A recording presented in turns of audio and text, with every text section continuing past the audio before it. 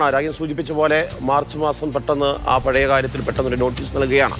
എന്താണ് പൃഥ്വിരാജിന്റെ ഭാഗത്തു നിന്നുണ്ടാകുന്ന തുടർ നടപടി? പൃഥ്വിരാജ് അതോടൊപ്പം തന്നെ ആ ഒരു എൻ്റയർ കമ്പനി ഈ കാര്യങ്ങളെ എങ്ങനെയാണ് സമീപിക്കുന്നത്? അവർ കൃത്യമായ ഒരു മറുപടി നൽകി അന്വേഷണവുമായി സഹകരിച്ചു പോവുകയാണോ, അതല്ല മറ്റെന്തെങ്കിലും പ്രതികാര നടപടിയാണെന്നുള്ള സൂചനകളുമെല്ലാം അവർ നൽകുന്നുണ്ടോ?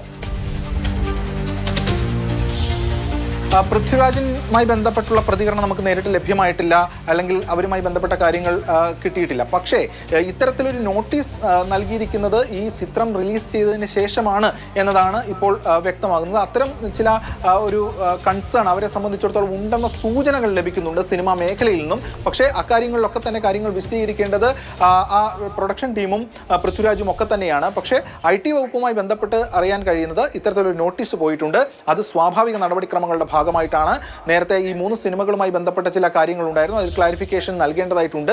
മാത്രമല്ല ഇത് അസസ്മെന്റ് ഇയർ ആണ്, അസസ്മെന്റ് ഇയറിൽ പല കാര്യങ്ങളും തിട്ടപ്പെടുത്തേണ്ടതായിട്ടുണ്ട്. അതിന്റെ ഭാഗമായി കൊടുത്തിരിക്കുന്ന നോട്ടീസ് എന്നതാണ് അവർ പറയുന്നത്.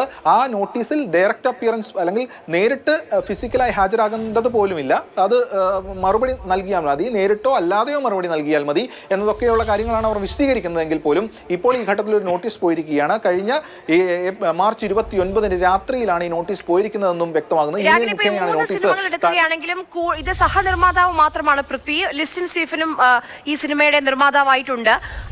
പൃഥ്വിരാജിന്റെ സിനിമാ പ്രൊഡക്ഷൻസിന് മാത്രമാണ് നോട്ടീസ് ഉള്ളത്.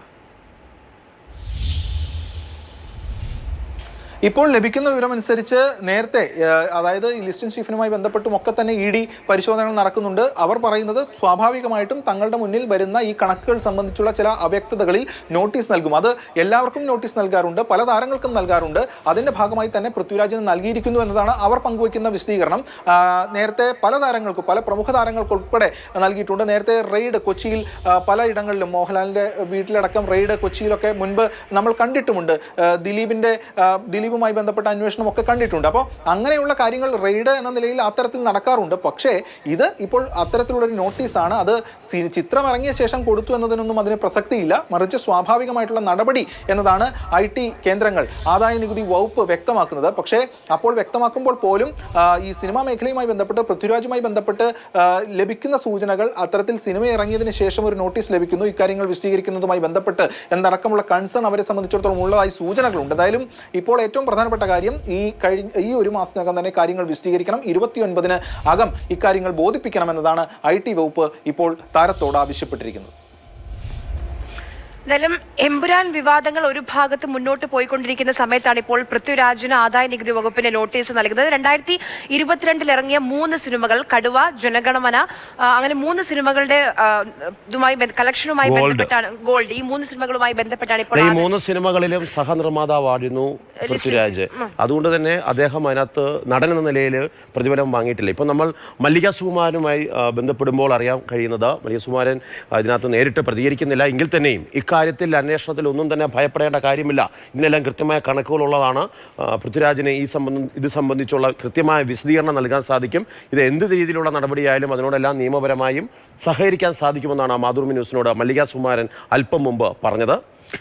രാഗിൻ തുടരുന്നുണ്ട് കൊച്ചിയിൽ നിന്ന്. രാഗിൻ, നോക്കൂ, ഇന്നലെ കേരളം കേട്ടത് പുലർച്ചെ 3 മണി മുതൽ ചെന്നൈയിൽ ഗോകുലം ഗോപാലന്റെ ഓഫീസിലും വീട്ടിലും നടത്തിയ റെയ്ഡുകളുമായി ബന്ധപ്പെട്ടാണ്. ഇന്ന് നമ്മൾ കേൾക്കുന്നു പൃഥ്വിരാജുമായി ബന്ധപ്പെട്ട് ആദായ നികുതി വകുപ്പിന്റെ റെയ്ഡ് നടക്കുന്നു. അപ്പം റെയ്ഡല്ല, നോട്ടീസ്. സ്വാഭാവികമായും എല്ലാവരും ഇതിനെ എമ്പുരാൻ വിവാദവുമായി ബന്ധപ്പെടുത്തിയാണ് സംസാരിക്കുന്നത്.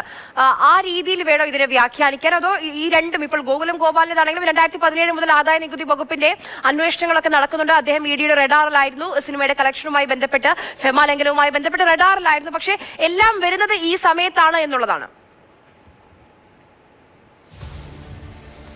തീർച്ചയായും എമ്പുരാൻ എഫക്റ്റ് ആണോ എന്ന സംശയം പലർക്കുമുണ്ട്. അത് ആണെന്ന് ചിലർ പങ്കുവയ്ക്കുന്നു, ചിലർ അതിന്റെ സംശയം പങ്കുവയ്ക്കുന്നു, ചിലർ അതല്ല എന്ന് പറയുന്നു. എന്തായാലും അതൊരു വശത്ത് തുടരുമ്പോൾ അന്വേഷണ ഏജൻസികൾ പറയുന്നത് മറുവശവുമാണ്.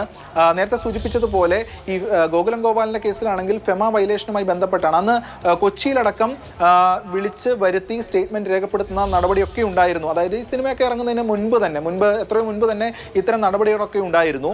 അപ്പോൾ ED വൃത്തങ്ങളാണെങ്കിലും IT വൃത്തങ്ങളാണെങ്കിലും പറയുന്നത് സിനിമ